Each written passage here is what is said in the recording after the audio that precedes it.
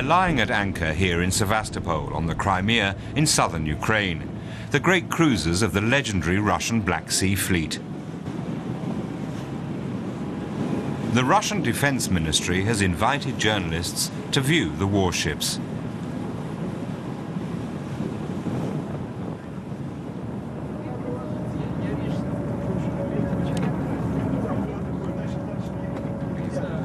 For many Russians, the Black Sea Fleet is the crown jewel of the country's navy. Even if it's lost, its strategic significance. The fleet wraps itself in the glory of bygone days. Great battles and victories like against the Ottoman Empire in the 18th century, or Napoleon's French fleet, or Nazi Germany in World War II. Officer Nikolai Grebniev tells me the fleet also stands for Russia's drive south and to the world's oceans. Grebniev says he's proud to serve here. He's the third generation of his family to be an officer in the Russian Navy. And he says that being in the Black Sea Fleet is a special honor. He appreciates being able to serve Russia and the memory of his ancestors in this way.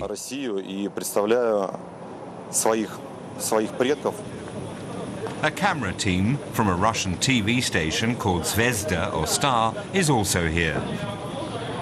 The cameraman plans out a few shots with the officers. Zvezda produces programming for the military and Russian patriots. Combat readiness on a cameraman's command. The sailors of the Black Sea Fleet rarely see actual combat anymore.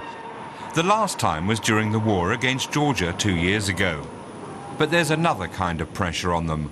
The Russian vessels are in Ukrainian waters, a holdover from the Soviet era. Nikolai Grebniev tells me that's a huge responsibility for the sailors. When they're abroad, they don't just represent the fleet. Here on the Crimea, the sailors represent all of Russia.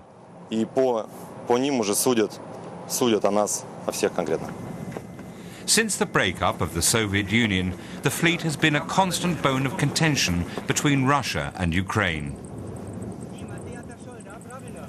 I've arranged to meet opponents of the fleet, young pro-Western Ukrainians.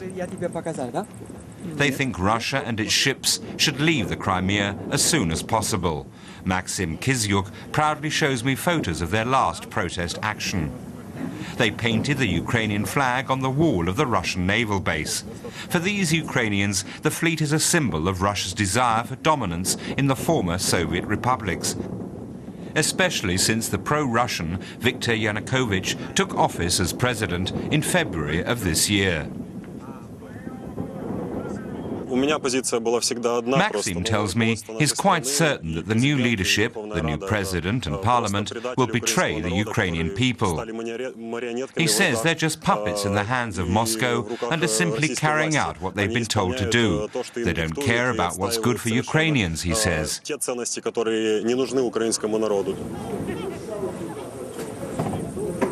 President Yanukovych, at any rate, thinks it's good for Ukraine that the Russian Black Sea Fleet is stationed in Sevastopol. He's recently agreed with Moscow that it will stay there until the middle of the century.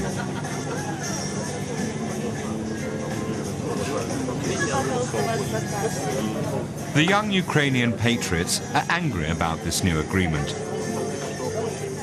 Dmitry Beloserkovez and Maxim Kizyuk are planning their next protest. They tell me that Sevastopol would be able to develop more without the Russian fleet.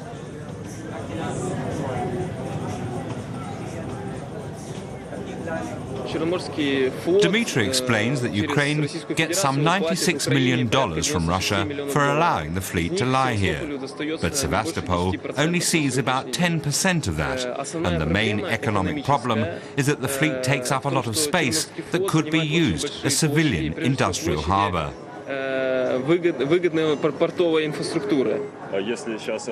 Maxim adds that if yacht harbours were built on the quays, the city could make a lot of money.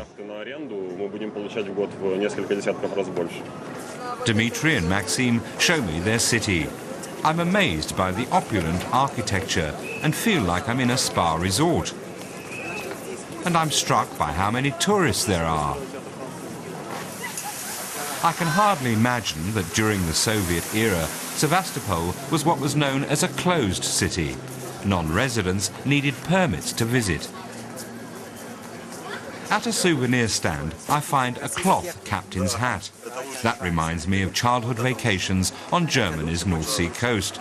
But Maxim and his friends think I should try a different cap. I ask them why. They explain they don't like the insignia on this one. It only has the Russian flag on it. Dmitry says he thinks they could combine the Ukrainian and Russian fleets and make them into a museum. Then more tourists would come to the Crimea, if they could just visit the ships. Right now, he says, that's impossible for both Ukrainians and Russians. But there are already lots of tourists, almost all Russians. For them, just looking at the fleet is an attraction enough. And most of the residents here support the fleet too. The population of the Ukrainian city of Sevastopol is largely ethnically Russian. I ask what they think of the Black Sea Fleet. This man thinks it's great. They're from Russia themselves, and they think it's good the fleet is here. This man says he works for the Black Sea Fleet, repairing the ships. He's spent his whole life in Sevastopol and with the fleet. It's always been here and has done a lot for the city.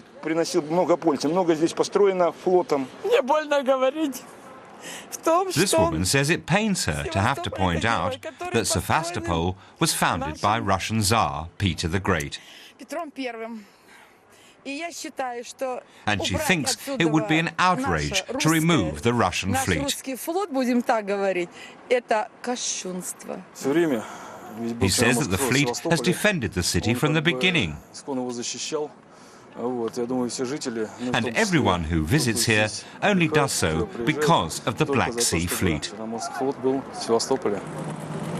Apparently no one here is bothered that the ships are totally antiquated. Many of them were built in the 1970s, during the Soviet era. I meet Officer Nikolai Grebniev again and tell him about the young Ukrainian's idea of a museum.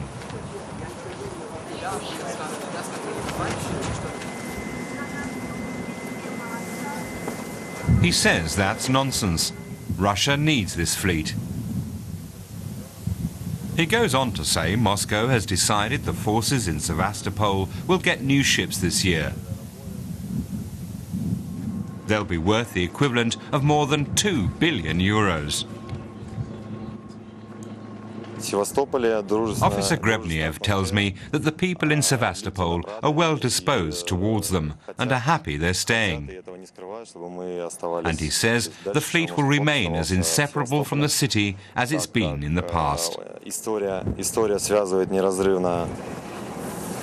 obvious to me Moscow won't give up its naval base in Sevastopol willingly. For Russia, the city and the Black Sea Fleet are symbols of past greatness. Russia sees itself as increasingly surrounded by NATO. And the Black Sea Fleet is an important stronghold.